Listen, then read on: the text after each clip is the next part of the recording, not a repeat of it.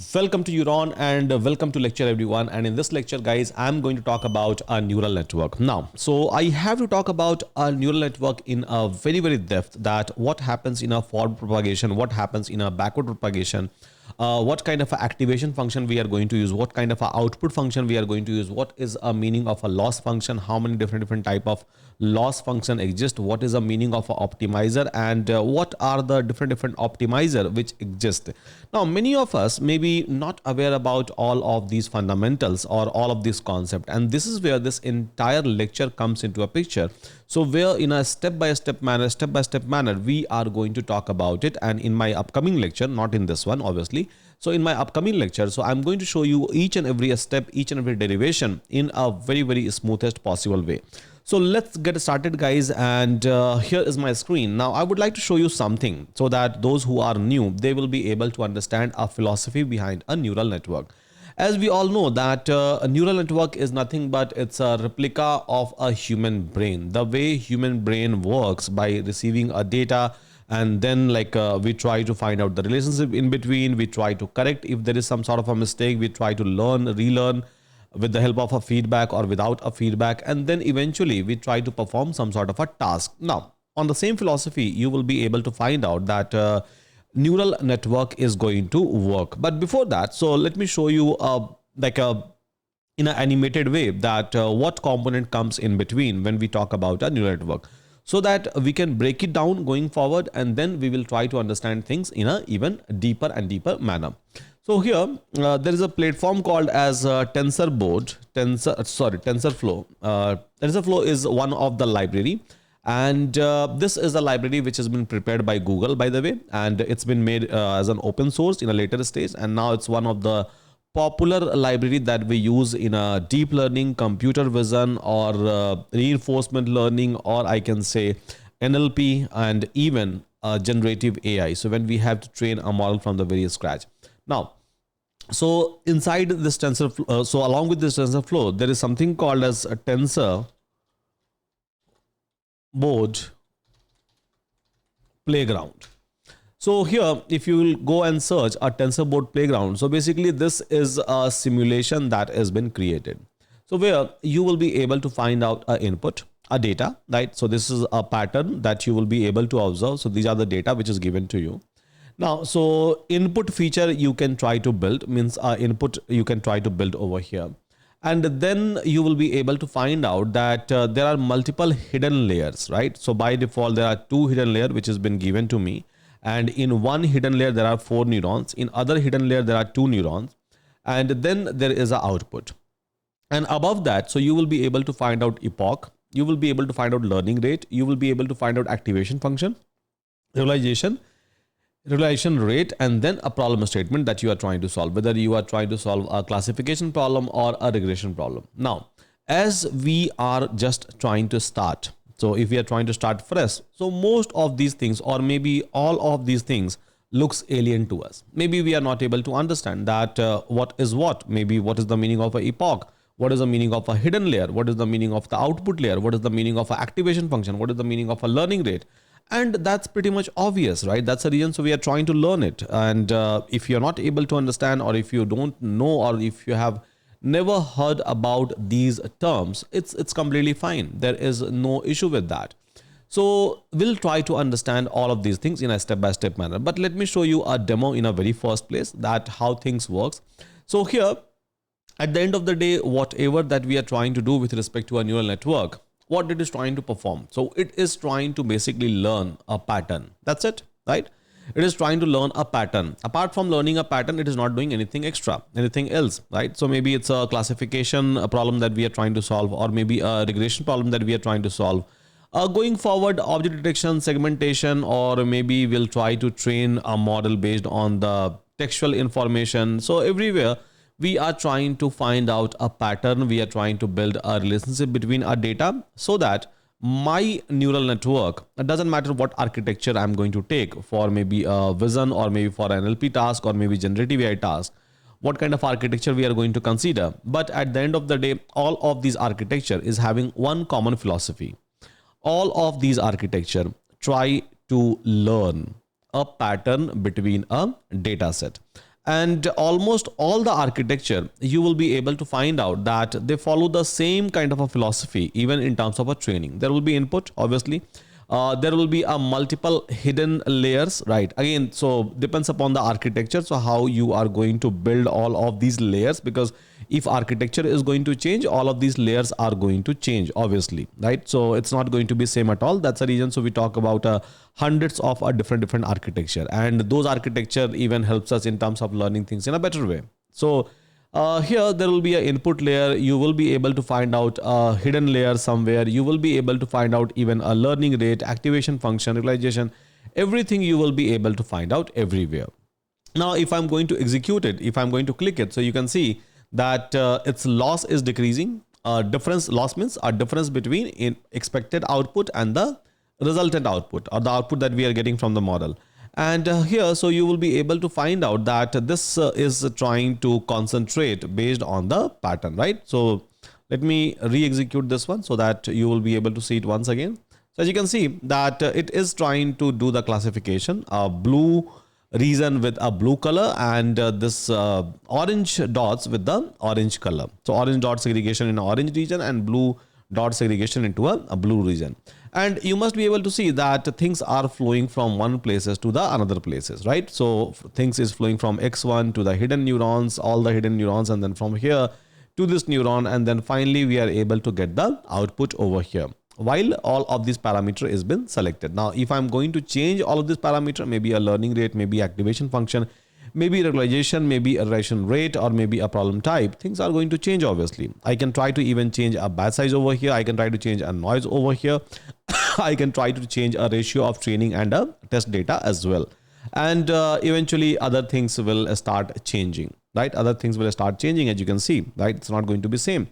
So now the things that you are able to visualize now, it's called as training. It's learning. It's learning what? It's learning a pattern inside the data. Doesn't matter what kind of a data I'm going to select. Let's suppose I'm going to select this data, which is having a complete different in terms of patterns. Now, if I'll try to execute it, you will be able to find out that yes, it is trying to learn a blue data as in a blue region and orange into a orange region with some error rate I can see, right? But yeah, it is able to learn. So at the end of the day, it is trying to learn a pattern between a data, nothing else, and all the neural network out there does the exact same thing, right? So more complex data obviously means more complex pattern. So when we talk about a textual information, right? So obviously textual information will be having a lot of complexity in terms of semantics, syntactic, grammar, and a lot of things, right? If I'll talk about the image data, so again, image is nothing but a combination of pixels. And in terms of computer, so basically it's a array or matrices that we can say as a in terms of like a mathematics. So we have like a hundreds and thousands of pixels. So between that, we have to find out the relation. We have a millions and millions of combination of a textual information, and between that, so we have to find out the relation. So like I said, guys, that doesn't matter which neural network you are going to choose. At the end of the day, those neural network or the architecture is trying to do one thing, which is very, very common. They are trying to learn a pattern between a data. And this is how we are going to move gradually, even inside a class, that we will start from the basic. We will start learning all of those architecture, and we will keep on finding a better and better and better architecture. Depends upon the task. So the architecture that you will be able to see in general, in case of a deep learning and computer vision and NLP and generative AI. So basically those architectures are like built based upon the task, a different kind of a task that we try to perform in a generative AI or NLP or deep learning or computer vision, right? And we will try to follow along those things, and we will try to understand those things. But here, so I believe you are able to get a little bit of idea about a neural network, that what neural network does, and how this neural network try to train itself, how basically things is going to flow. So there will be input layer, there will be a hidden layers, right? And then there will be output layer. Now hidden layer, I can try to add as many hidden layer as I want. Yeah. And in one single hidden layer, I can try to add as many neurons as I want. Not here. Here they have given you a final number limitation, but yeah, in reality, you will be able to add any number. Any number means literally any number, you will be able to add it over here. Now input wise, so input data you can try to add as many times as possible. Now see this structure. This structure is literally a very complex structure, right? It's a very complex structure, and now you can see that it is able to learn even a complex data, right? Complex data. So when let me refresh this entire things once again. Maybe I'll just remove this entire parameter. Yeah. So here, let's suppose I'm going to select this complex data, and if I'm going to train with this simple neural network architecture, right? Now, so the question is that why do we need a different kind of architecture? Because see, every architecture will not be able to understand or find a complex pattern. For example, I have just taken a 2 input layer, as you can see, and then a 2 hidden layer. In one hidden layer, I have 4 neurons, and in other hidden layer, I have just 2 neurons, right? Now, I am just trying to learn this pattern, the spherical pattern that we have or elliptical pattern that we have inside the data, and it is very much difficult, and you can see a loss over here. A loss is very high, right? Loss is very high. A test loss is 0.48 and train loss is like a 0.36. I was expecting loss somewhere maybe close to 0, right? Then only I can say that my system is able to learn in a perfect way, but it is not, right? It is not. So this simple neural network is not able to yield me a better result. Now what I can do is maybe I can try to increase the complexity a little bit, right? I'll try to increase a hidden layer. I'm just doing it randomly, just as an experiment, right? I'm doing it. So as you can see, and now we'll see that we'll try to increase even input data. Now let's see that whether it is able to converge or not. And yeah, now it looks like that my loss is coming down, as you can see, and eventually same thing I'm able to see even inside my images. So where it is able to learn the pattern, it is able to learn. So blue region is been surrounded by blue colors, and then like this orange region is been surrounded by orange color. So now somewhere it is able to learn things in a better way. Yeah, learn things in a better way. Maybe I can try to play around with other parameters over here, right? Maybe I can try to make a learning rate is equal to 0.01, and then I can try to like check. So this is a reason. So we need a more number of controllable parameter. I can keep on changing it. I can keep on experimenting it, and I can try to create as complex network as possible so that my network will be able to learn in a best possible manner. Right now, see how complex this network is. So the kind of network that I have built, it's literally a very complex network that I'm talking about, right? But you are able to see even a result that okay, so this complex network is somewhere helping me out in terms of learning a pattern in a better way. I'm not saying that, or I'm not advocating that more complex network will always yield a better result. No, it always falls down to an architecture, because after this lecture many people will come and say that you said that complex architecture, complex network always try to put hundreds of hidden layers, and inside a hidden layers try to put up hundreds of neurons. It's not going to work all the time, right? It's not going to work at all, I would say. And this is where a different kind of architecture falls into a place to solve a different kind of a problem. Every problem statement, every kind of a data, every kind of a pattern will be having its own hierarchy, and it is going to follow its own lineage. So what I'm trying to explain you over here is that yes, till certain extent this complex network is able to solve my problem. As you can see, I can play around with the learning rate. And what is learning rate? I'll be talking about it. I can play around with the activation function. Now what is activation function? I'll be talking about it. Relation, I'll be talking about it. Problem statement, I'll be talking about it. So I'll be talking about all of these things one by one in my upcoming lecture. But here, so I'm just trying to give you a basic intuition behind a neural network, that how neural network actually works and what is a basic funda behind a neural network. A simple input, hidden layers, right? And then output over here. And so it is called as forward propagation. So it's basically called as forward propagation. Now it learns means what? So let me take a small neural network. Let me refresh it.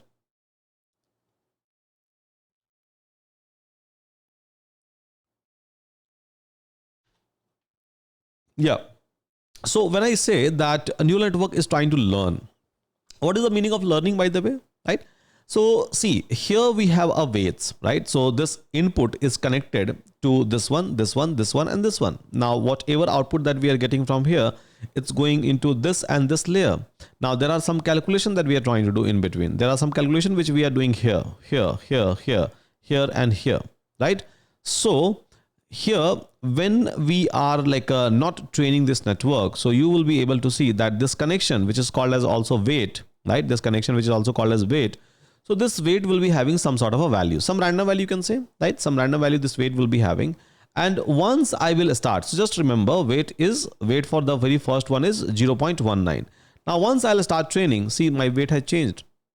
So from 0.19, it became 0.66. And it will keep on changing. It will keep on changing. So as long as it will learn, basically, right? As long as it is going to learn, it will keep on changing at the end of the day. Now, this weight is something that we try to learn. Now, this weight is nothing but it's been learned based on what? Based on the loss that we are going to get. And this is something that we are going to derive. As of now, I'm just trying to talk about fundamentals, so that at least you must be aware about small terminologies and the words, nothing more than that, right? So this is the only expectation that I have, that you must be aware about a little bit of a fundamental. That's it.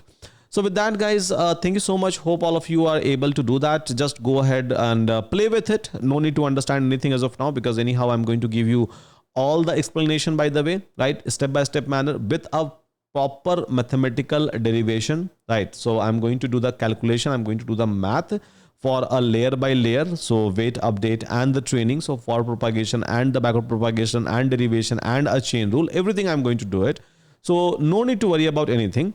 Just try to get used to this entire things, this entire terminologies, because this entire terminology, whether it's a noise or batch size or epoch or learning rate, all of these things will come again and again and again, right? Again and again. No need to understand everything on a day zero. It's completely fine if you're not able to understand. I'm not even expecting that. I'm not even trying to explain you, or I'm not even trying to make you understand that what is the meaning of epoch or learning data activation. I know I haven't even talked about it, right?